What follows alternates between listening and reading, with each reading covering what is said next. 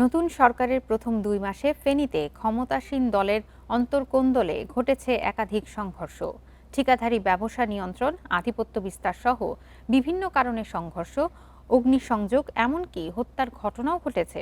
এসব ঘটনার অন্তত ৫ নেতাকর্মীর বিরুদ্ধে ব্যবস্থা নিয়েছে বিএনপির নেতৃত্ব।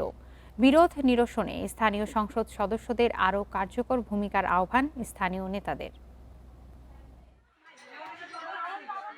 গত ৩ এপ্রিল রাতে আলিয়া কামিল মাদ্রাসা ছাত্রদলের সভাপতি সাইফুদ্দিন শিবলুর ঘরে অগ্নিসংযোগ করা হয়। আর ২৩ এপ্রিল আগুন দেওয়া হয় দাগনভূয়া ইকবাল মেমোরিয়াল কলেজ ছাত্রদলের সভাপতি আবদুল্লাহ আল মাসুমের বাড়িতে। দুই ঘটনাতেই দলের একটি পক্ষের বিরুদ্ধে অভিযোগ ভুক্তভোগীদের।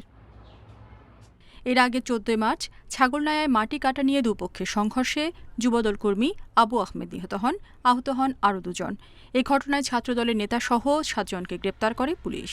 ওরা সবসময় মানুষের অত্যাচার করে, মাদক ব্যবসা করে, এটা বাধা সৃষ্টি করে, কারণ আমার ঘরবাড়ি পুড়ে ফেলছে।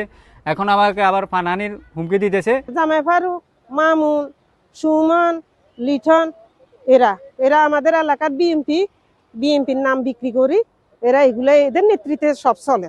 এদিকে চাঁদার দাবিতে ২৮ কোটি টাকার উন্নয়ন কাজ বন্ধ রাখা এবং সরকারি কর্মকর্তা ও ঠিকাদারদের অপদস্থ করার অভিযোগ রয়েছে জেলা ছাত্রদলের সাবেক সভাপতি কামরুল হাসান মাসুদের বিরুদ্ধে।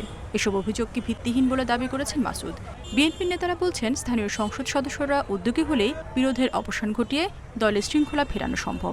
অভিযোগ তুলতে পারে, কারণ সামনে আমাদের বিএনপি কমিটি হবে, সামনে বিভিন্ন ধরনের আমাদের নির্বাচন আছে, এটাকে কেন্দ্র করে হয়তো কেউ এই অভিযোগটা তুলতে পারে। সেই ফসলা দিল না যে আরেকজনের কাছে শোয়ার, এভাবে শোয়ার হইয়া যাইয়াই তো মিথ্যা কথা বলে। ভাই, আমি তো আপনার গ্রুপ করি, এই জন্যই আমার উপরে এটা যাচাই বাছাই করতে হবে। দলীয় শৃঙ্খলা ভঙ্গের দায়ে এ পর্যন্ত অন্তত ৫ নেতাকর্মীর বিরুদ্ধে ব্যবস্থা নেওয়া হয়েছে বলে জানান স্থানীয় সংসদ সদস্য।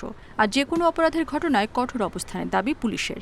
যদি দেশে সামাজিক বিশৃঙ্খলা থাকে, তাহলে আইন শৃঙ্খলা সবসময় একটু খারাপ থাকে।